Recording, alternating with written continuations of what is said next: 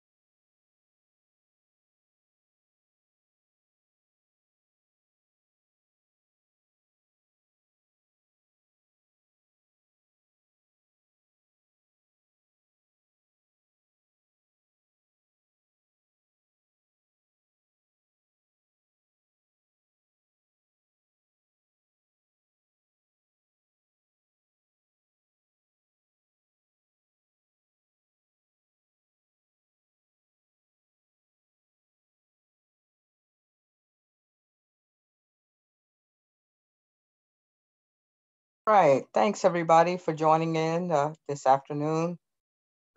Just to remind you, I am recording this session, and I will post the recording in the announcements on Canvas after the class is over. It'll take me about a day or so to get the captioning done for the video, and then you can find it in the announcements. Okay. All right. It's about to be a long class, huh? Sorry. Was there I a said, question? it's probably gonna be a long class today. Uh, that remains to be seen. We'll get through it as quickly as we can, but I do agree with you. We have quite a bit of information to cover today. So because we hadn't met in a minute, so bear with me on that. But I'll do my best to try to be as as brief as I have to be. Sound good. I'll take whatever it takes to make it happen.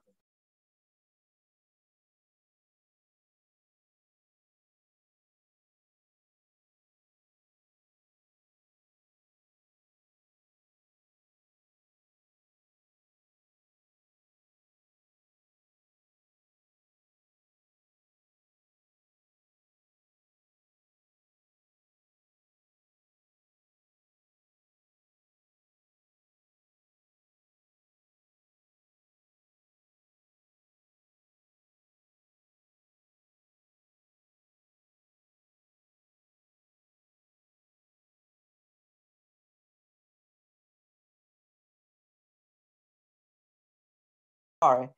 Somebody kindly let me know if you're seeing the course homepage.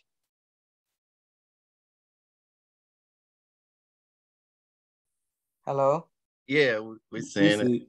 Okay, well, yeah, that's why I asked, because I can't, when I'm sharing, I don't know if you're seeing what I'm showing. So you have to kind of clue me in on that. Okay.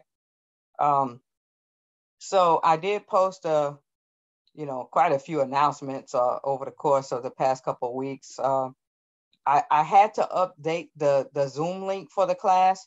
I was using a link from like prior semester, and I didn't realize it at the time. And while it didn't cause you any problems, it was constantly keeping me confused about where the recordings for the class were going. So in updating the link, I made my access to and follow through with the recordings for the class a little bit simpler. I hopefully it didn't, all of you are here, so hopefully it didn't cause you too much grief to find us today. And we'll be, that link now is set, and we'll continue to use that link from this point forward. Midterm exams, since you just finished them on Saturday, bear with me. I'm going to have a few more days to get that graded for you. And then, of course, after I get them graded, we can meet individually if you have any questions about your scores or anything like that. Okay.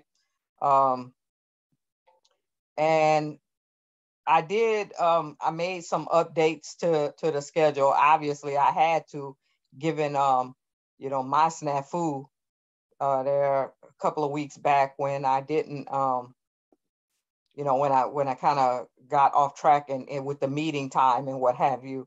And that was primarily because I was having some major issues at my house, and I kind of plumbing disasters, if you will. My house flooded twice, and I was right in the middle of a flood at the time and couldn't really reach out to you guys. But I think I managed to adjust everything so that it works pretty good for the rest of the semester, and hopefully I don't have any more issues like that one anytime soon. So everything's updated now, and also just so happens the week following my disaster, it was Mardi Gras week, so that kind of meant we missed each other for a couple of class periods, but we're going to do just fine from this point forward. So so here are the weekly overviews, and you can see how I adjusted the schedule to accommodate. So the gentleman who said earlier is going to make for a long night. Actually, tonight is not going to be any different than it would have been if we had covered this topic prior to Mardi Gras. It's not gonna make that much of a difference in the time frame.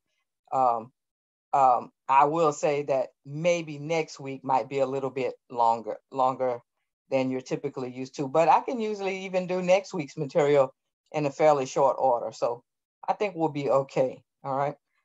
Any questions about any of that? I think we're all good. All right. I appreciate the feedback.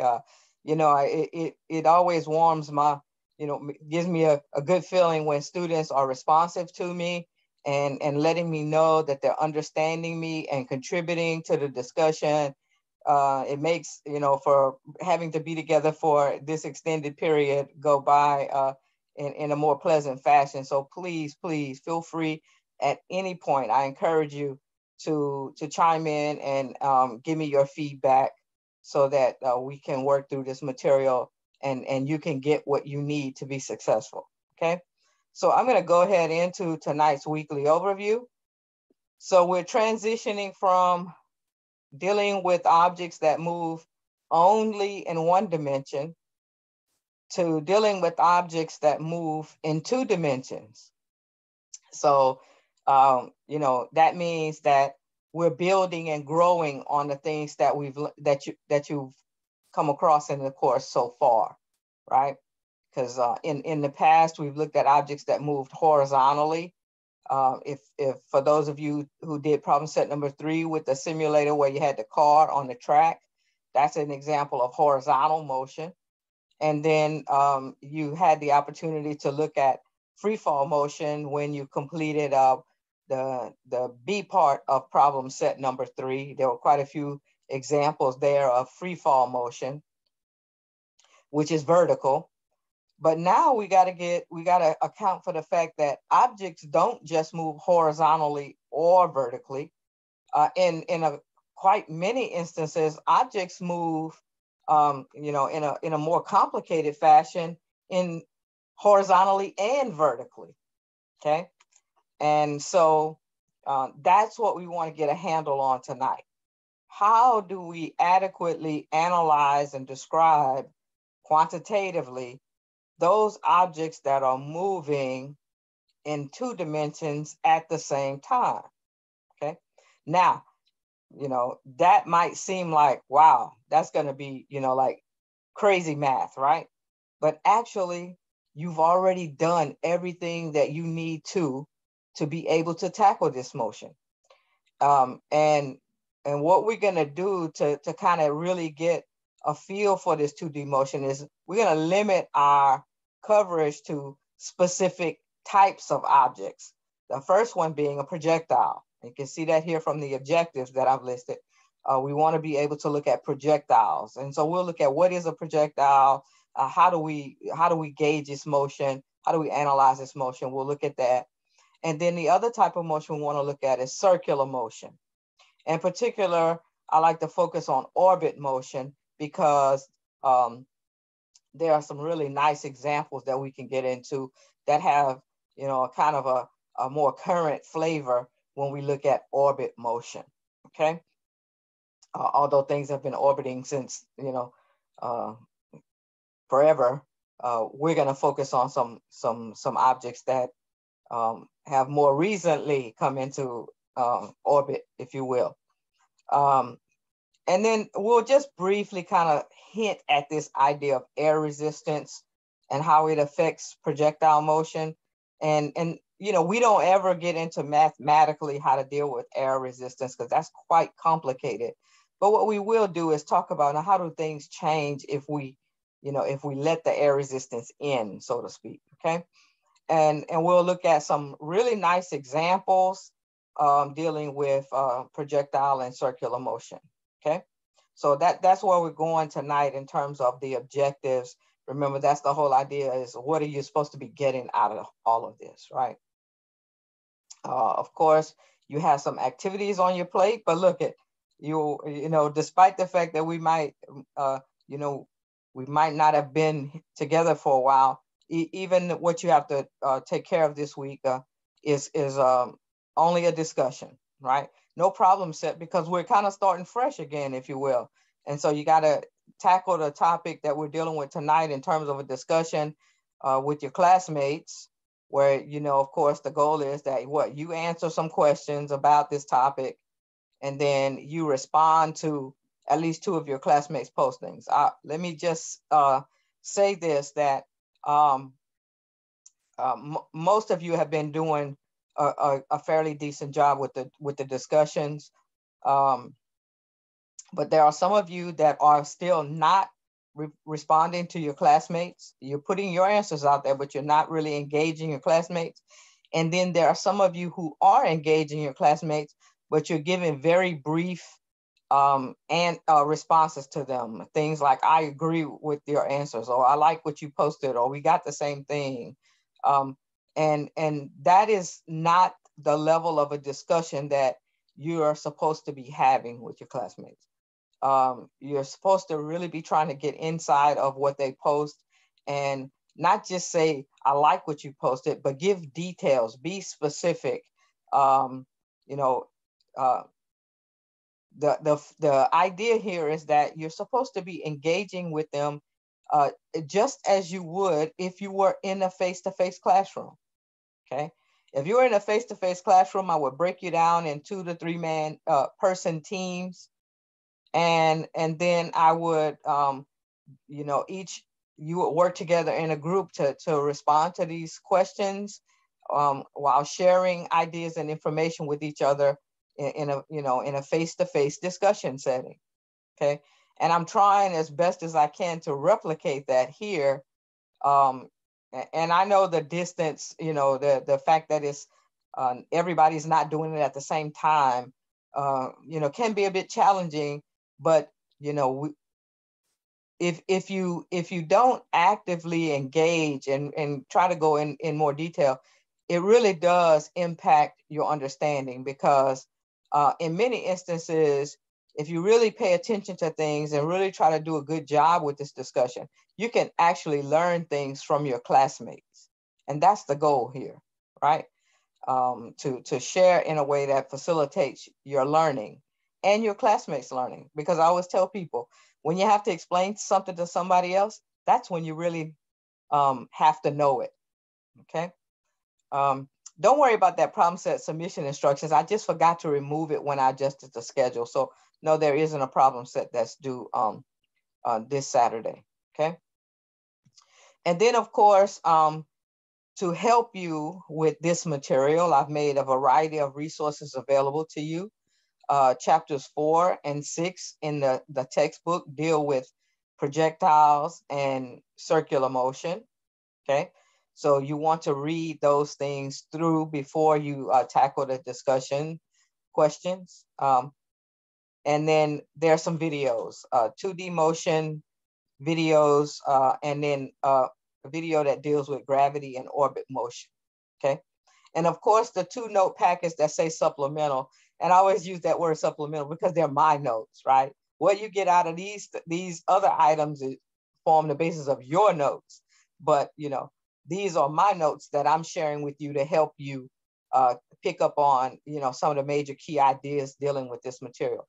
And then before we leave tonight, I will go into the announcements and take a look at the extra notes as they pertain to 2D motion and share that with you as well, okay? We'll use those as because they have some real nice examples that I've made available to you there in terms of problem solving, okay?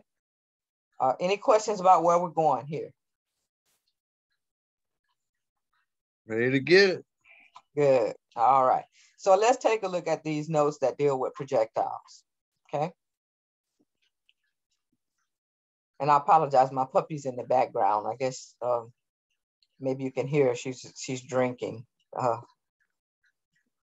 Who knows? Drinking water, I should say. Yeah. So I apologize if you hear that noise in the background.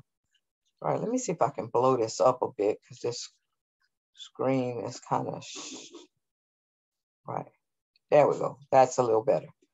All right. So just to remind you and keep this fresh in your mind at all times, in order to develop some proficiency with this material, you've got to engage with it. It means you got to read the material that's out there. You got to, of course you're here, so I don't have to say you have to come to class, but, take notes, ask questions, do the home assignments. The discussion with your classmates is important. And then, by all means, anytime you're having questions or problems, reach out to me. All right, so let's take a look at this whole idea of 2D motion. So what I have to do now is, before I can really get into projectiles and circular motion, I have to kind of give you a little bit more, some background so that you understand, what are the major differences in dealing with 2D motion as opposed to 1D motion. We're still dealing with kinematics. And remember, kinematics means pure motion, right?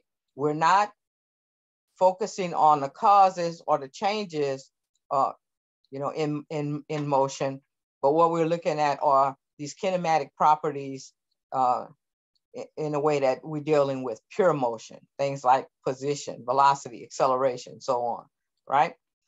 And so now we're moving beyond motion that was linear, and we're looking at motion that's now confined to a flat surface or a plane.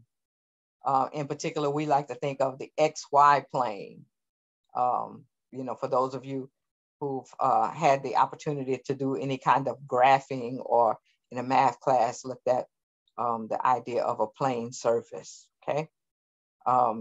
So, to kind of give you a visual of what we mean by a flat surface. Think about like an ice hockey rink, you know, it's kind of a rectangular shape, right? So that's a flat surface or a plane. And imagine an object moving and being confined to that surface, okay? Another nice visual example is the flight of a cannonball, that nice arc pass. You could think of like if you were an object were like a basketball when you shoot a free throw, unless you're Shaq. If you shoot a free throw like Shaq, then it's just a straight line drive that's gonna miss everything. But you know, if you have a nice arc on your free throw shot, that's the kind of motion we're looking at in this particular case. Okay. And so this is an extension. This is a building on what we learned for one-dimensional kinematics. Okay. One-dimensional kinematics, everything's in a straight line, either a horizontal line or a vertical line. But this is in 2 dimensions, a horizontal and vertical at the same time, right? And so we have to extend our definition to include, you know, X for the horizontal and Y for the vertical, okay? So we do have, we are using this idea of axes and an origin, but instead of just the horizontal number line or just the vertical number line, we have these 2 axes intersecting at the origin. For those of you who've had in the math class, the Cartesian coordinate system, right? X, Y plane. And so in order to locate an object, you know, in order to specify position, which is one of those things we need to be able to do, right? We have to have a reference frame where we're using an XY pair to locate our object, okay?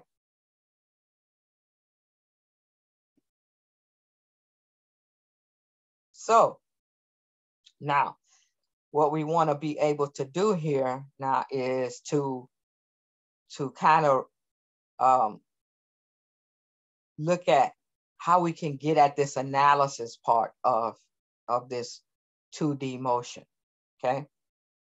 And the way we can do that is to separate the motion, okay? So yes, our objects are free to move horizontally and vertically now, okay? But the great thing is that the way we're going to approach it is that the horizontal motion and the vertical motion can actually be analyzed separately, okay? So that makes our life a whole lot easier. Why is that? Because we know how to analyze horizontal motion. We know how to analyze vertical motion. And if we can take this 2-dimensional object, this object that's moving in 2 dimensions, and we can separate the motion into its horizontal part and its vertical part and look at them both independently, hey, we've actually gone back to doing what we've already been doing, okay? And so that's what's being depicted in the picture. So you can see here, we have a red object and a blue object. And it says that we can imagine, you know, these objects being dropped, okay? Now, the red object falls straight down vertically. We are used to that kind of object because we've done free fall. But let's look at what's happening to the blue object. The blue object doesn't fall straight down, you know, straight vertical. It has this horizontal part of its motion as well. And the horizontal part of the motion is being represented by the black arrows, okay? Now, it does have a vertical part of its motion. And what you can see in this picture is that that vertical part of the motion looks identical to the vertical part of the motion for the red object. How do I know that? Well, if I look at the arrows that are pointing vertically on both objects, you see the arrows are the same size, they point in the same direction. So the vertical motion is the same for the red object and the blue object. The only difference is that this blue object has a horizontal component. But remember, we can look at the green arrows by themselves and the black arrows by themselves.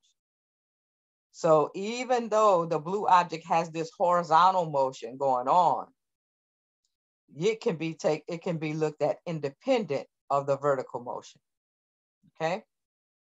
So remember that we are dealing with an object that's moving in 2 dimensions, but we can take the vertical part of the blue object's motion and look at it all by itself. And we can take the horizontal motion of the blue object and look at it by itself. Okay.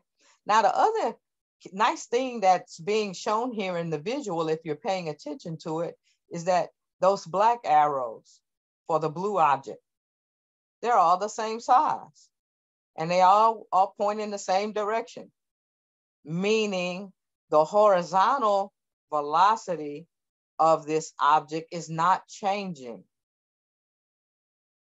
Okay, so now we got this object moving in 2 dimensions.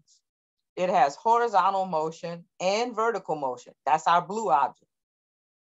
But the horizontal velocity of our blue object is fixed. So it's like this object is moving through the air and the horizontal motion is on cruise control. So it's not going, the velocity is not going to change. It does have vertical motion, but we already know that if this object is moving vertically under the influence of gravity only, that's free fall. So we know how to deal with this motion. The vertical motion of the blue object is free fall, just like the vertical motion of the red object is free fall. And we can look at that motion separate from what's happening horizontally, but even the horizontal motion is pretty straightforward. Why? Because the speed is fixed and the direction is fixed. The velocity is fixed. So meaning what? If the velocity, horizontal velocity of our blue object is fixed, it's not accelerating horizontally. Okay. So that means it's going to be really easy to analyze this projectile type motion because we already have everything we need to analyze that motion. Why is that? Well, the horizontal velocity is constant and the vertical motion is free fall. So we have what we need in terms of pyramids to analyze this motion. What do I mean by that? Let me just back out of this just for a minute. Bear with me. And I'm going to share a white screen. Okay, I'm saying white screen, whiteboard. And we'll take a look at what is the motion, what do we need to be able to analyze that motion? Can all of you see that whiteboard okay? Yeah. Thank you very much. Okay, let me get up here. All right, so now we're dealing with our projectiles. Okay. Okay.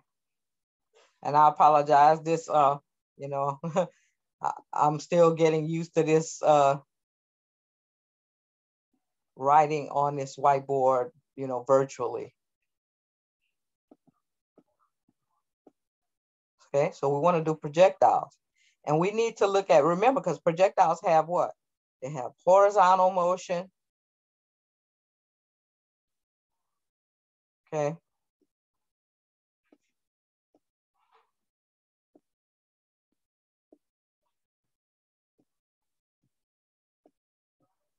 Okay, horizontal and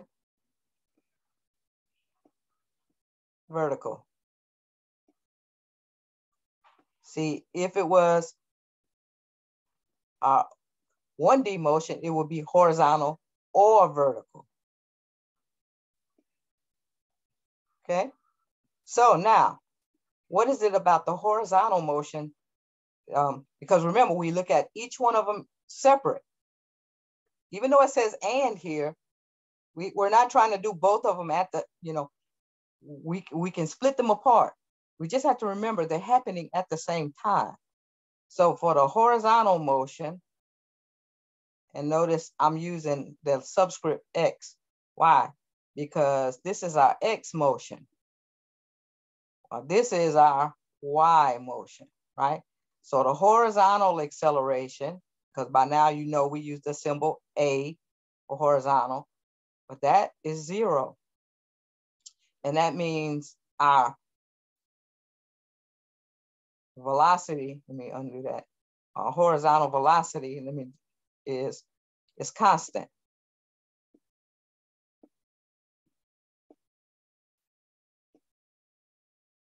Okay. So now if the horizontal velocity is constant, that means it's staying the same. So that means here, if you remember this terminology, VF, that's then our final velocity, is equal to VI, our initial velocity. Well, that makes sense, right? Because if the object can't accelerate, it can't change its velocity. All right. What about the vertical? Well, vertically, our object is in free fall. So we all know that free fall by now. G T VF minus VI. Now you have to remember, vertical and horizontal are separate. So this VF and VI are not the same VF and VI over here, because this is the Y motion. This is the X motion, okay? So, I mean, if you wanted to have a pyramid for the horizontal motion, it would be very simple, because, let me draw it a little bit bigger. Because you have your V up here because it doesn't change. And so sometimes you hear it written like this, V, it equals V. Well, if they're the same, you don't need a subscript, right? And then you have 0 here and T. Okay? So that's your horizontal pyramid for a projectile. You basically just have V and T. And then your vertical pyramid is free fall, where the acceleration is gravity. That's it. Okay. So analyzing projectile motion is really straightforward, because you don't have a whole bunch, you don't really have to get too deep into this equation business here. In fact, these are the equations of motion. And recall, I only wanted you to know that these equations exist.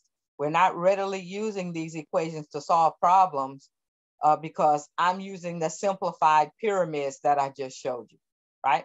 If the horizontal velocity is constant, you don't have any acceleration. So you just have the velocity and the time to contend with for the horizontal part. And the vertical part is free fall. And you've got a pyramid that deals with free fall. So you have a way to analyze the motion of a projectile. Okay. So see, you've actually already done all of that.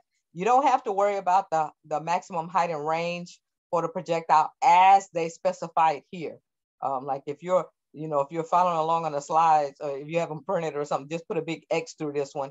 We don't use these formulas because of the trig, the trig functions in them. So you can basically ignore that.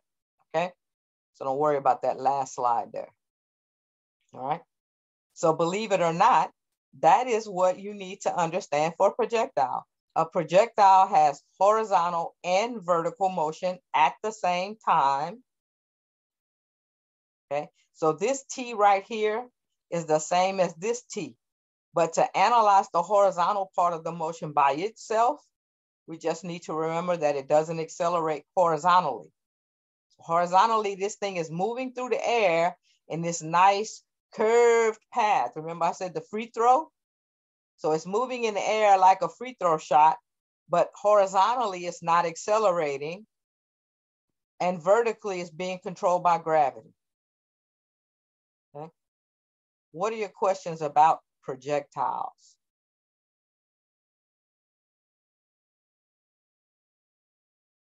All right.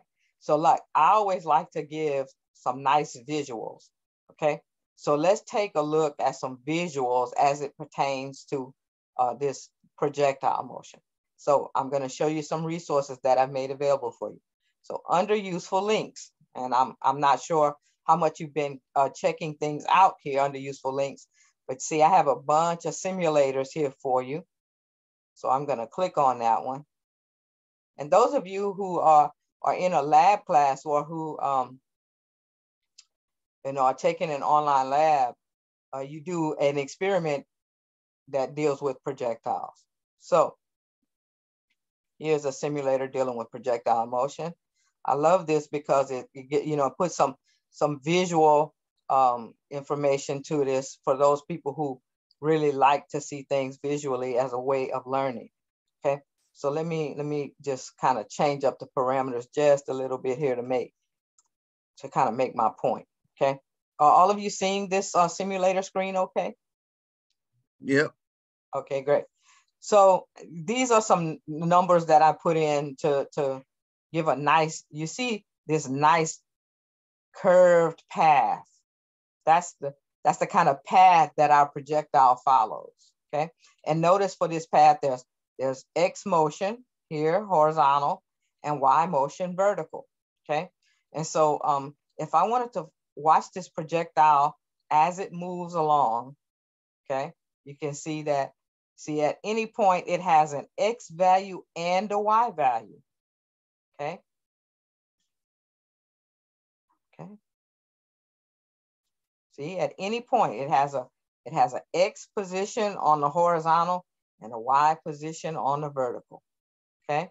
So that means this 2 dimensions, not just X, not just Y, both X and Y. Okay. All right. And so we'll let it just go all the way through its motion here. Seeing that in every point it has an X and Y coordinate, right? So now let me reset it. And this time I'm going to watch the velocity. Okay. Now I need you to pay attention this first time. Just watch Vx. Okay. You see here, it's starting off with Vx as 2.11 meters per second. Let's watch Vx. Okay. Somebody tell me, what is happening to Vx?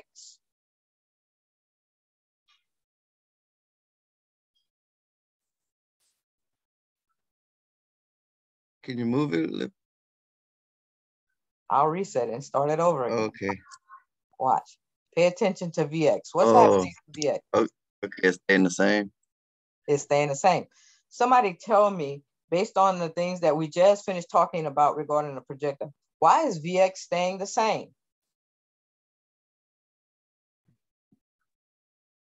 I guess because it's hard. I mean, yeah, because it's horizontal. Not just because it's horizontal. Of course, the projectile has horizontal and vertical components, but I'm specifically asking you, why does the horizontal velocity, because that's what we're looking at now, why is that horizontal velocity staying fixed at 2.11 meters per second? You just told me, hey, it's staying the same. My question is why?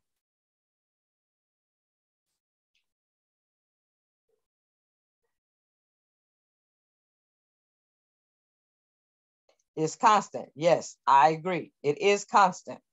Absolutely right. My question is, why is it constant?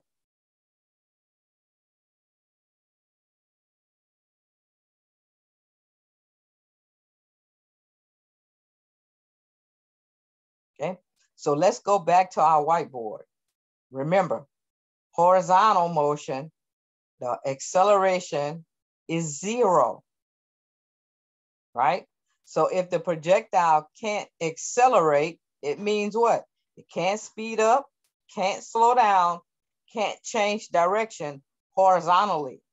So that's why Vx is constant, okay? All right, that's correct.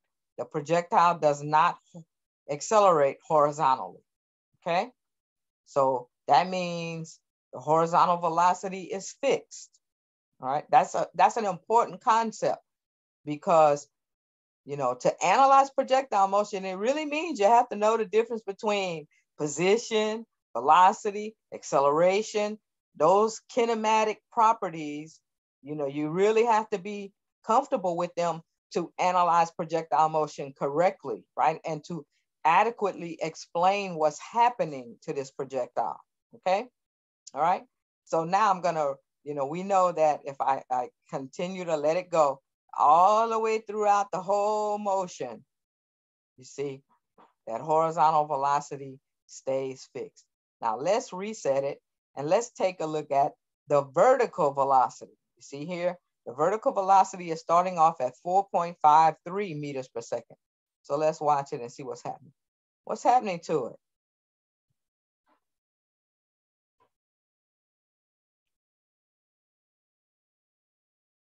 Anybody? What's happening to the vertical velocity?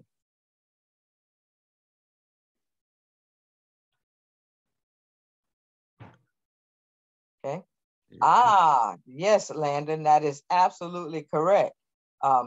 Landon put in the chat that it is decreasing.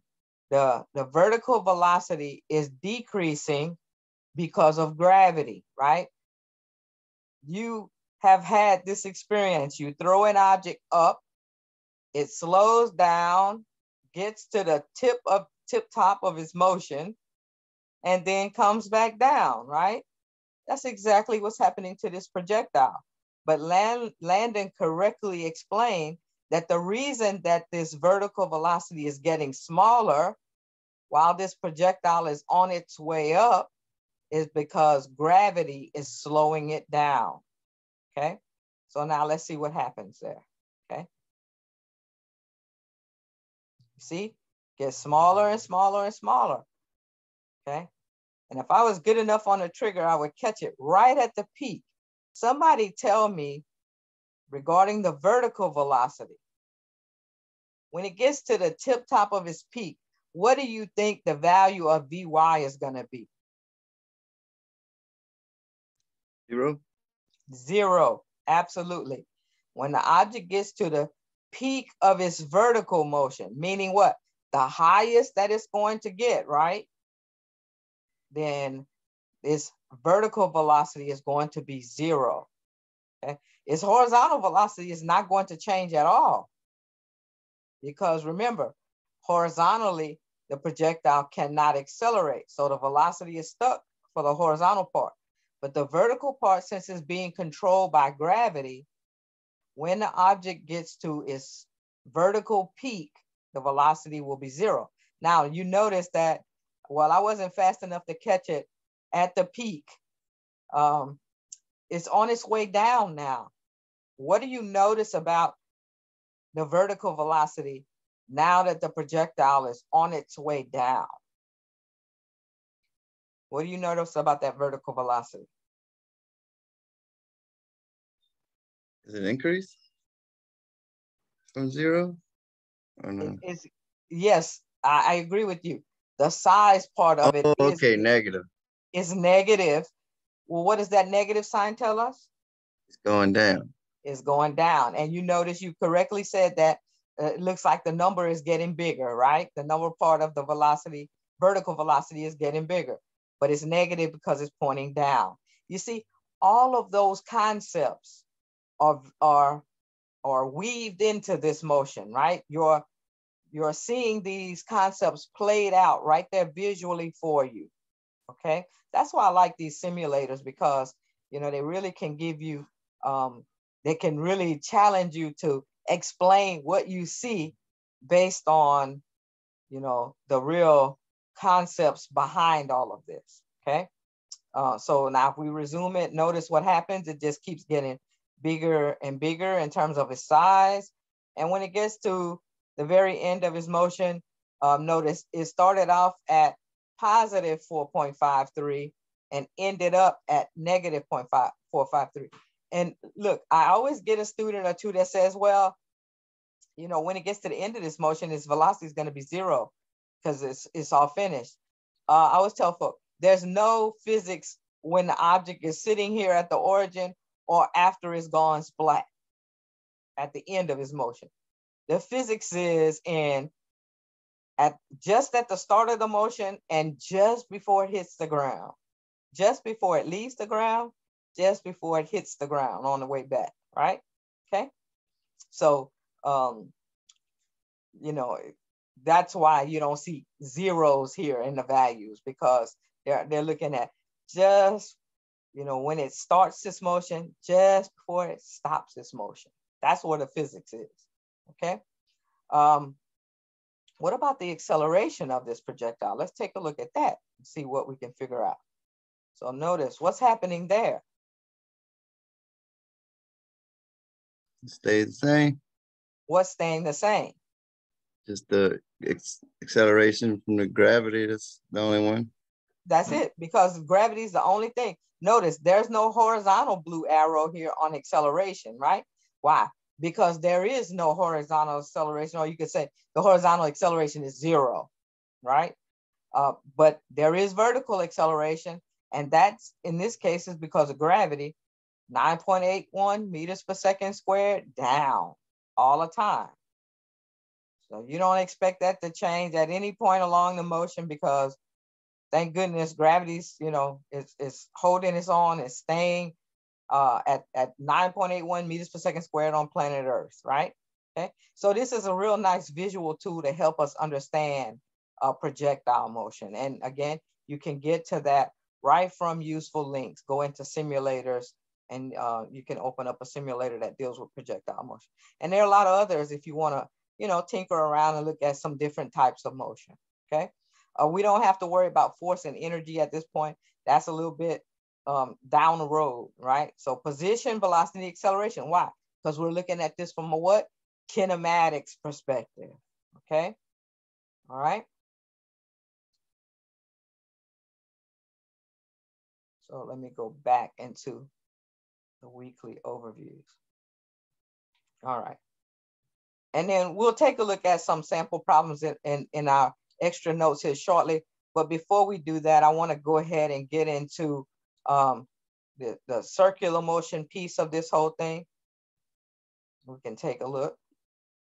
So I'll go through these notes, and then we'll take a look at the simulator and look at, you know, a nice visual of some circular motion. And then we'll look at some sample problems, okay? So see, I'm doing better than I thought I would in terms of the time. All right. Well, that's also because you guys are really chiming in and helping me out here. That really makes things go well, because that lets me know what you're understanding. Okay. Now, please do not mix circular motion up with projectile motion. Two different types of motions, and if you mix them or confuse them, it really makes for a mess, to be honest, right? We really, you know, want to be able to look at the stuff that's relevant for projectiles when we're dealing with projectile motion, and the stuff that's relevant for circular motion when we're looking at circular motion, right? And we're going to even simplify this even more. We're going to focus strictly on uniform circular motion, okay? And then we're going to use our understanding of uniform circular motion to explain one of my favorite types of motion, and that's orbit motion, okay? So, you know, we're looking at, we're going to be looking at a specialized type of rotational motion. So when an object is moving in a straight line with no rotation, we call that translational motion. And we'll get to, you know, they talk about Newton's laws and all that stuff. We're not worried about that. But straight line motion versus rotational motion, okay? And so in this type of rotational motion, the object's moving in a circular path. the thing that makes something a circle is that there's a point in the center, and everything on the circular path is the same distance from that center point, right? So that's how we define a circle, right? So our object is moving in a circular path centered at one point. Okay. And that means it's moving in two dimensions, because a circle is like this flat, it's in a plane, right? If you drew a circle, you'd have this flat type of surface. And so they give an example here, like a CD spinning. Now, I suspect that, most of you know what they mean when they say a CD. If I had said an album or turntable, that'd be something different, because then I'd be telling my age. But a CD spinning, I think most of you get that. But my favorite type of motion is orbit motion. So we'll definitely see a visual of what this circular motion looks like that we're going to be dealing with. And we're going to focus on the simplest type of circular motion, right? Because this is an introductory class, and we want to have some basics, but we're not trying to get too complicated with this motion, right? So we're going to focus on uniform circular motion. That means this object is traveling in a circle at a constant speed. Okay, uniform, because the speed is uniform or fixed in this case. So the object is on cruise control, moving in a circle. Okay, and so when that happens, when this object is moving around in a circle with a constant speed, it does accelerate. And you may be thinking, wow, how is an object that's moving with constant speed going to be accelerating? Well, what you have to think of is that as this object moves in a circle, the direction that it points in is always changing, okay? And in particular, the direction for its velocity is changing. Because remember, velocity has two parts, speed and direction. So the speed part is fixed, but as this object moves in a circle, the direction attached to that velocity is changing. And so since that direction is changing, the velocity is changing, the object accelerates. And we give a special name to that acceleration. For this object that's moving in uniform circular motion, the acceleration is called the centripetal acceleration, okay? And we labeled that acceleration A with the subscript C, okay? Centripetal. Centripetal is a German word. It means center seeking. So this acceleration that an object moving in a circle feels is always pointing toward the center. And we'll see that in the visual here shortly, okay? And there are a couple of things that we want to know about this object that's moving in a circle. And that is, how fast is it moving? Meaning, what's its speed? And we can find that by taking 2 pi r divided by t, where r is the distance from the center point, or the rotational axis, or the orbit radius when we talk about orbit motion, divided by this capital T that's given a special name called a period. And we'll delve deeper into this formula when we saw some practice problems, okay? And then the other property that we want to measure or determine is how much centripetal acceleration, right? We just said this object is moving in a circle with a constant speed, and we can find that speed, 2 pi r over t. But we said because the direction is changing, it has this centripetal acceleration. So how much acceleration? Well, what we do is we take the speed v, square it, and divide by r, okay? So those are the two properties that we calculate, if you will, for our object that's moving in uniform circular motion, the speed and the centripetal acceleration. Okay, we don't need to worry about the force or anything like that. And I'm definitely not going to use their visuals in this packet because they don't really simplify things for you at all. So what I'm going to do now is I'm going to go back to my simulators and let me see. I'll bring up the one that those of you who have lab, you'll be using. So you go in here. So you have some wonderful tools that I made available to you to help you all throughout this course under useful links. Okay, so let's see now. We got motion. Oh, we need electricity there. Don't want that. Let's go and find gravity and orbits. Okay, so hit the play button here and go into that. Okay, and I'll turn on all these nice bells and whistles. And this particular example is the Earth going around the sun. Now, truly, the orbits of the planets is not totally circular. It's more elliptical, but you know, I like to say good enough for government work. So let's see what happens here. Okay, I don't think I can do it in normal. Okay, so as this object moves around the circle, pay attention. Notice what's happening. This green arrow, which represents the velocity, is always pointing in a different direction. Okay. What you notice also is that the length of the arrow, remember the length of the arrow represents the speed in this case. That's not changing. But because the green arrow always points in a different direction, the object accelerates. And that's what the blue arrow represents. I know they call it gravity force here. Scratch off that word force because we don't deal with that yet. And replace the word force with acceleration.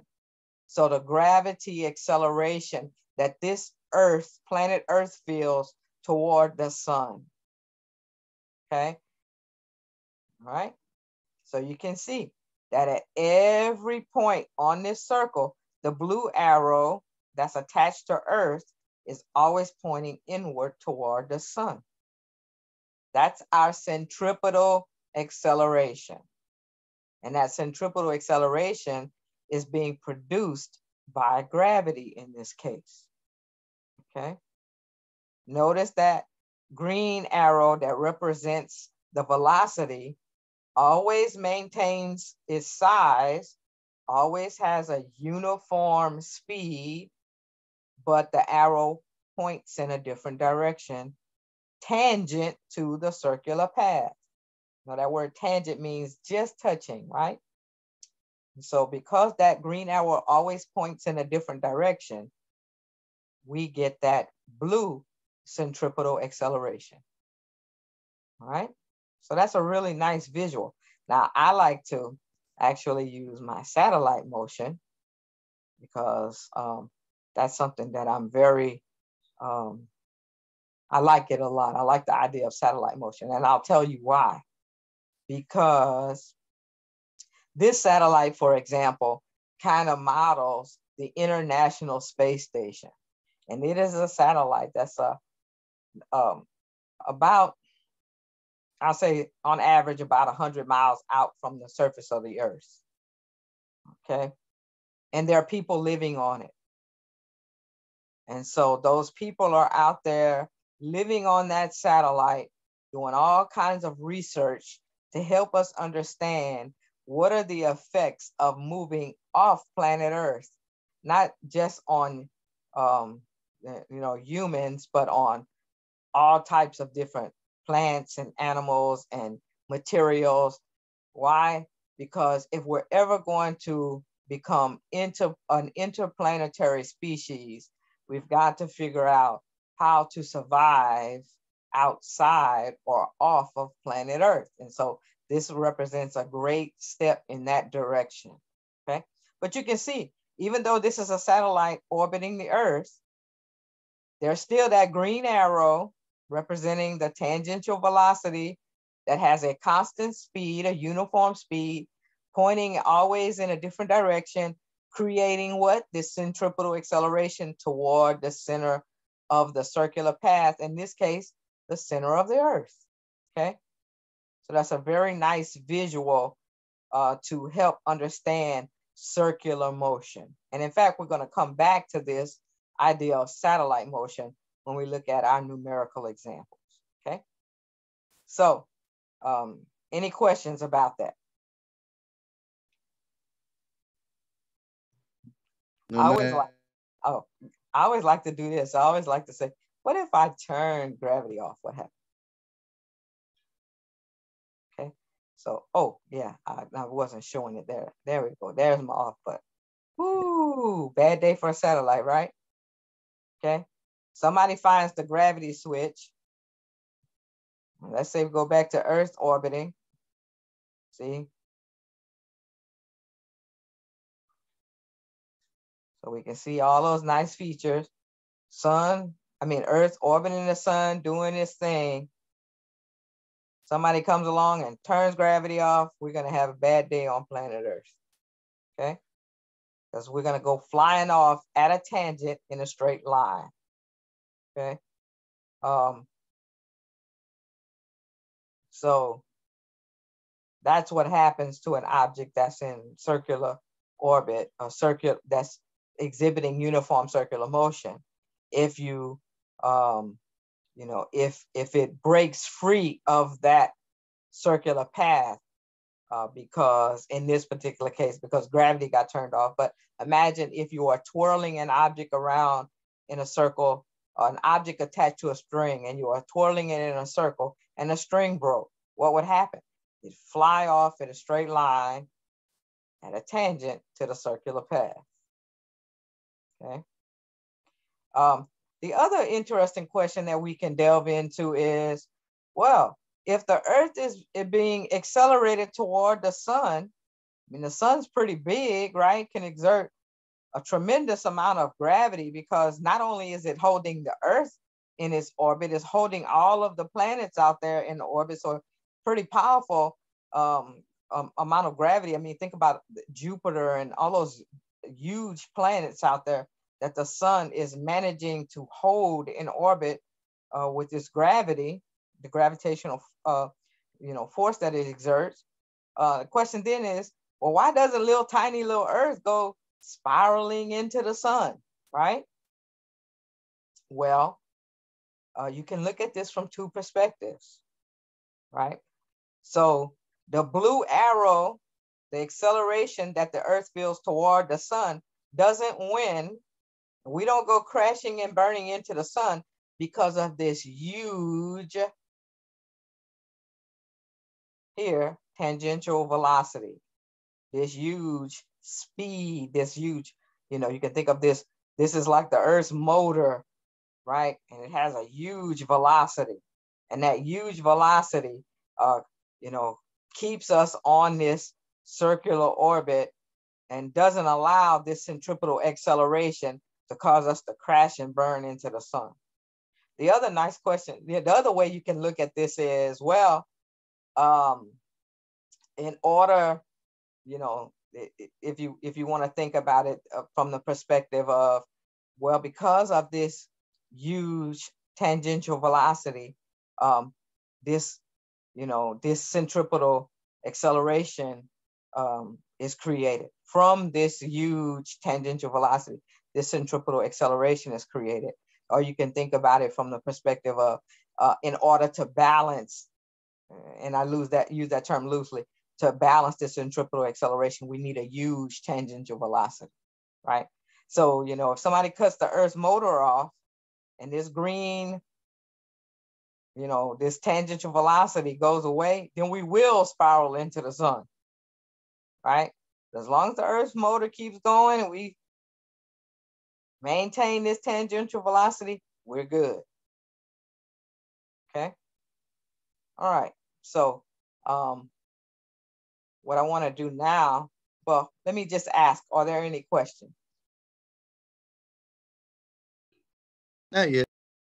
Okay, so let's do this. Can I pause us for about 5 minutes or so? Let's take a quick quick break, and then we'll come back and we'll get into some sample problems, and then we'll wrap up for tonight. Is that all right with everybody? I'm good.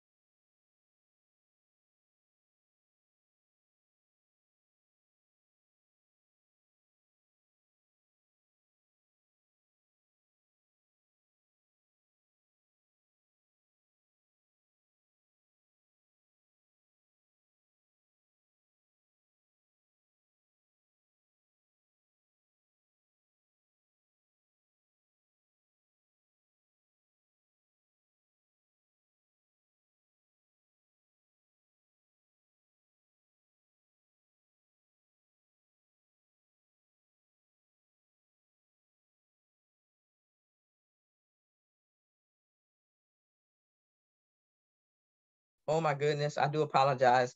I'm talking and you could not hear me, and nobody stopped me and said, "Hey, I can't hear you." So let me go back. Let me stop the share and go back. I do apologize for that. So let me go ahead and share again. Okay, so here we go. So I'm in the announcements. I'm looking at the extra resources, and I'm going to go into this extra notes folder, and there's a folder that deals with 2D motion. Okay, and so these are some nice examples that I'm going to utilize to take a look at projectiles and circular motion. Okay, so the first thing I want to do is I want to look at an example of a symmetric projectile. Okay, and so this word symmetric means that what? If we cut the path in half, it's the same on both sides. It's even on both sides. So it means it's going to take the same amount of time to rise as it does to fall. So it'll take the same amount of time to get up to its vertical peak and the same amount of time to fall from the vertical peak, okay? So that's what we call a symmetric projectile. So that's very easy to deal with. For a symmetric projectile, the time to rise equals the time to fall. So if I have a symmetric projectile and it takes a total of 6 seconds in the air, a total of 6 seconds in the air, that means it's going to take 3 seconds to rise to the peak and 3 seconds to fall from the peak, okay? Or if we know how much time it takes to rise, if we know how much, oh my goodness, I'll get it right. If we know how much time it takes to rise, we just take that time and multiply it by 2, and we'll get the total time that the projectile spins in the air, okay?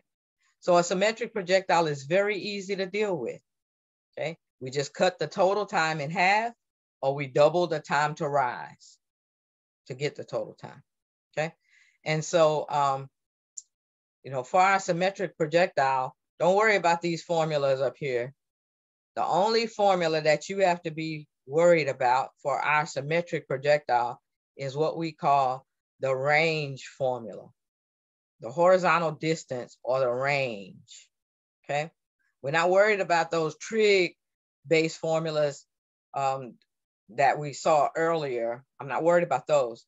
This is the formula that you need to know for a symmetric projectile.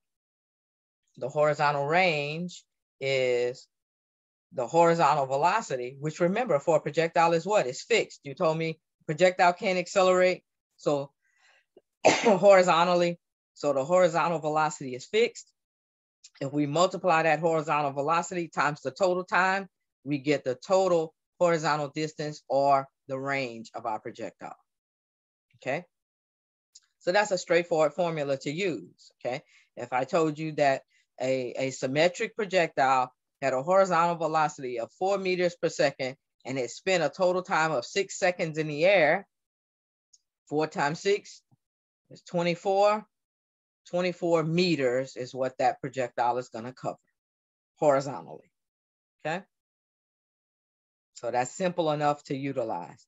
You can think of this range formula as distance equals speed times time, okay? Any questions about that?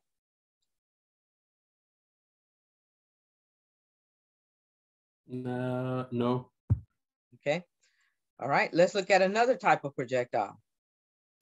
So if there's symmetric projectiles, the other type of projectile is a non-symmetric projectile. And in that case, the time to rise doesn't equal the time to fall because they're not even. It's not even on both sides, okay? Well, what do we want to know about this non-symmetric projectile? Again, don't worry about the height and all that stuff. Let's focus on our horizontal range. Oh, me and this mouse pad really having it out today.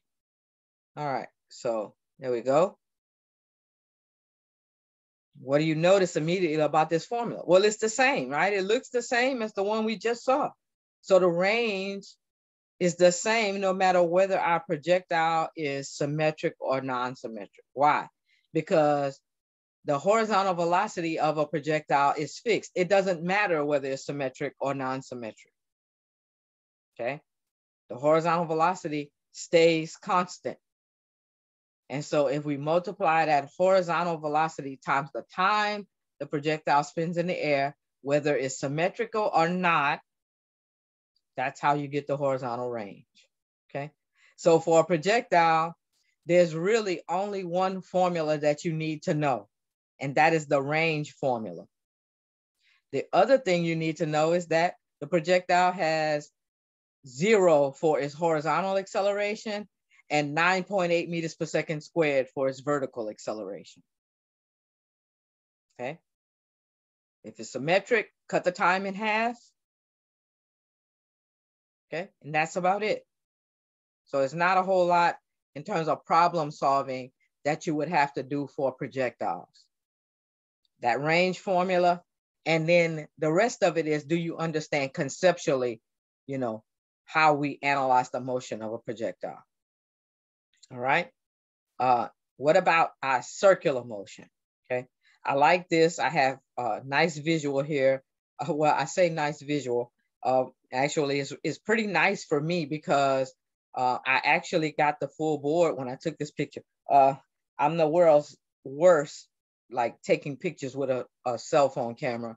And that's why I'm standing in front of a board that is like flat up against the wall. And somehow I managed to take a picture where it looks like it's leaning. I don't know how I did that, but nevertheless, you do have a nice visual here to go along with circular motion where everything's labeled for you. You can see that our object is moving in a circle counterclockwise. Okay, you can see from the arrow that I drew here on the side that the object is moving in a counterclockwise fashion. Okay, and you can see that at every point, the tangential velocity points in a different direction. You can see that the acceleration, the centripetal acceleration is pointing toward the center, okay? You see that the radius of our circular path is measured in meters. The tangential velocity is measured in meters per second, and our centripetal acceleration is meters per second squared. That's because, you know, if we're using SI units. And we know that this object accelerates simply because the direction is changing for our velocity in this case, okay? And that way we can now, we've taken a look at the formulas already. We know how to find the speed of an object because we take the speed is what? Distance over time. How much distance does this object cover if it moves in a circle? The circumference, 2 pi r. And we divide that distance, that circumference, by the period or the time t. Okay. And then if we want to know the centripetal acceleration, we take that velocity and we square it and we divide by the radius of the circular path, okay? But let's see those two formulas that we utilize for circular motion being utilized. So what I'm gonna do now is I'm gonna work an example for you dealing with circular motion. So we looked at satellites, we looked at the simulator where we had a satellite orbiting the Earth, and we wanna use that to learn something about circular motion, but we also want to use that to learn something about these satellites, okay? So there are two types of satellites that we're going to look at. One's called a GEO, and the other is called a LEO. And I want to be able to answer the question, which of those satellites is going to go faster, the GEO satellite or our LEO satellite, okay? So let's take a look at how we can use our knowledge of circular motion to answer this question, right? So first, let's look at our GEO satellite. So this GEO satellite operates in what we call, or orbits in what we call geosynchronous orbit, okay? And so that means it rotates around the Earth once every day, okay? And so we know that the Earth makes a complete, rotation on its axis once every day, which is 24 hours. So this satellite is literally following the Earth as it makes its daily, cycle of 24 hours. Okay. In fact, that GEO satellite stays fixed above the same point on the Earth's surface. And that's why we call it geosynchronous, because it's in sync with the Earth as it makes one complete trip in 24 hours, okay?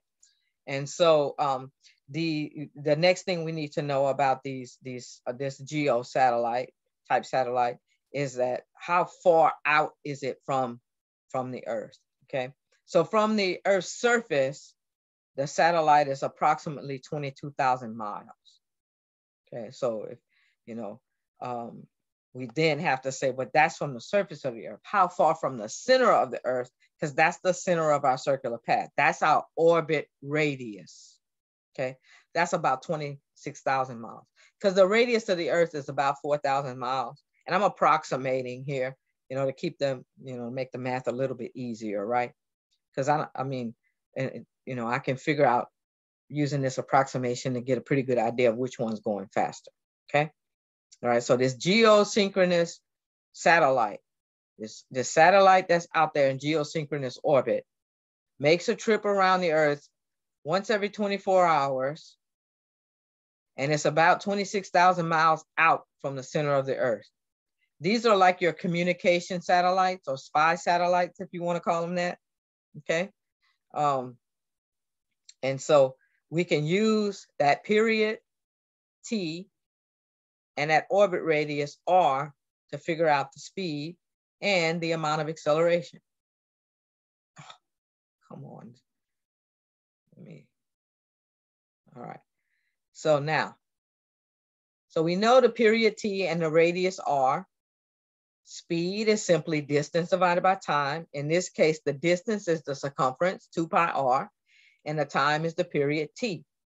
So let's use our formula for V, the tangential speed, to figure out this value for our satellite, okay? So 2 pi r is 2 times 3.14 times 26,000 divided by the period T, which is 24. Now I did this in miles per hour because miles per hour is, you know, those are units that you're familiar with, right? If you've driven a car, been in a car, you get the idea of miles per hour, right? And so I wanted it to relate this to something that you're familiar with, all right? So if we take those numbers, multiply 2 times pi times r and divide by 24 in this case, we get roughly 6,803 miles per hour. And I round it off, okay? I round it off. So this geosynchronous satellite, like Verizon or Sprint, or some of those satellites out there that they don't want you to know about, they're moving at approximately 6,800 miles per hour. So that satellite is covering 6,800 miles every hour. I mean, the fastest car that we know of, you know, a rocket ship, is not going that fast, right? I mean, just think about it. I mean, if you had a souped up, mega nitroed up dragster, if you got 300 miles per hour, you're like blazing fast, right? This thing is going 6,800 miles per hour. That's incredible, okay? To think that there are satellites out there orbiting the Earth right now that are going that fast, okay? So the question then becomes, well, how much acceleration? How much centripetal acceleration is felt by this geo satellite that's orbiting around the Earth? So what we have to do, we have to take the tangential speed that we just calculated, 6,803 miles per hour. We have to square it. Remember, when we square, we're squaring the number and the unit, okay? So in the numerator, we have 6,803 squared, miles squared per hour squared, because we're squaring everything. And we're dividing that by our orbit radius, okay? R, which in this case is 26,000 miles, because we measure from the center of the Earth.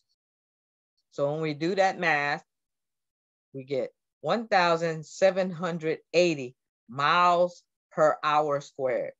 And I round it off, right? So that's the amount of acceleration toward the center of the Earth that this geo satellite feels. It's a good approximation, okay? So this is an example of utilizing the formulas for circular motion, uniform circular motion, to analyze the motion of a satellite, right? And, you know, you have to realize that people who are responsible for these satellites, build these satellites, put them in orbit, they have to understand this stuff. Okay, next, let's take our LEO satellite. So this LEO satellite is called a low Earth orbit satellite.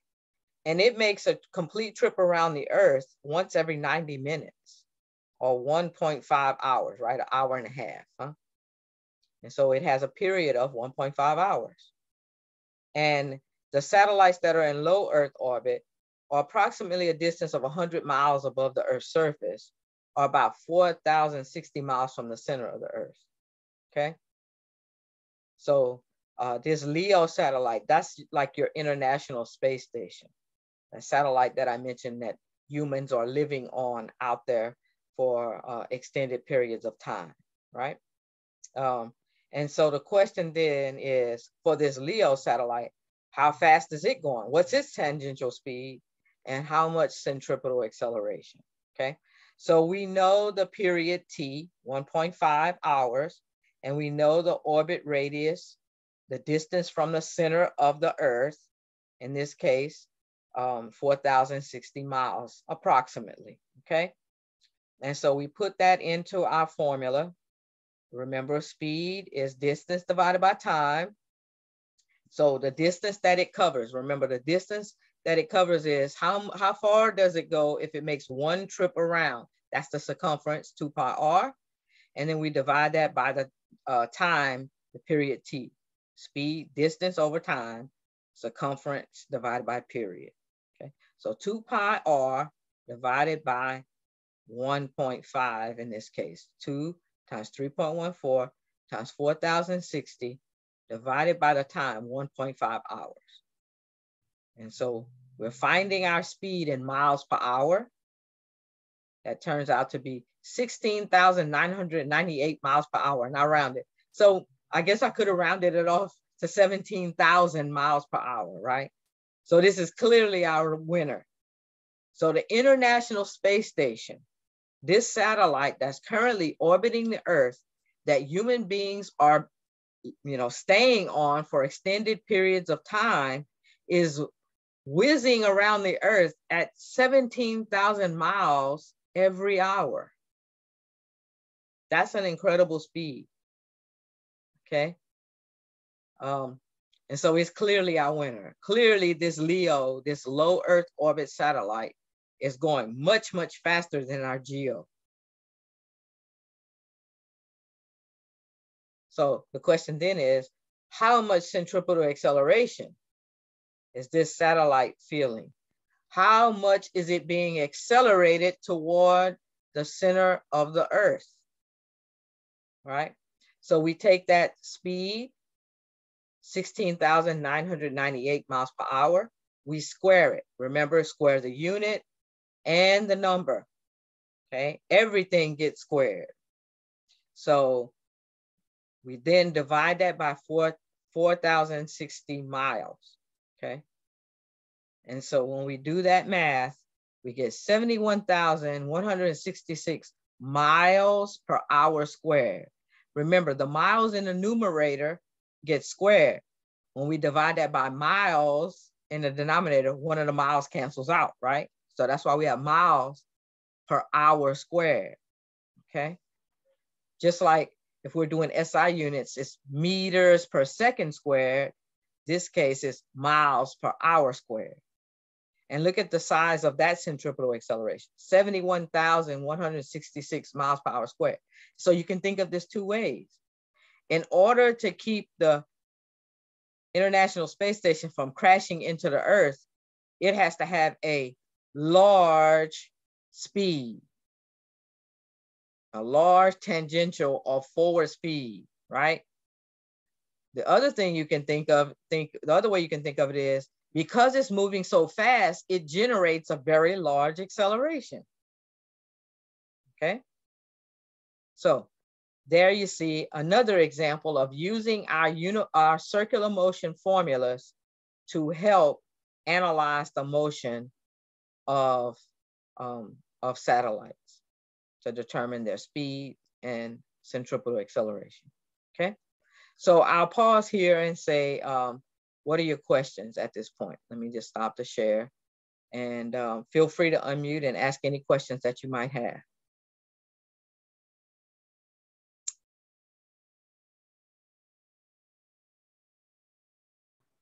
I do pretty good. It's just usually the way they ask the question. It just a lot of times it messes me up, and that's where my mistakes are. Okay, well, let's make it a point that if you're dealing with something now, of course, I won't be answering your questions during the exam. I didn't, like during the final or the midterm, but especially when you're working on problem sets and discussions and doing practice work, when you have questions, like when you're reading something and you're not quite sure, don't hesitate to reach out to me. I'm always available to try to support you as you build your understanding of this material. Okay, John? So feel free that you can reach out to me for support, and I'm there to help. All right. Yeah, I do think while I'm doing the problems, I might have to ask some questions to you. Yeah, great. I will say this.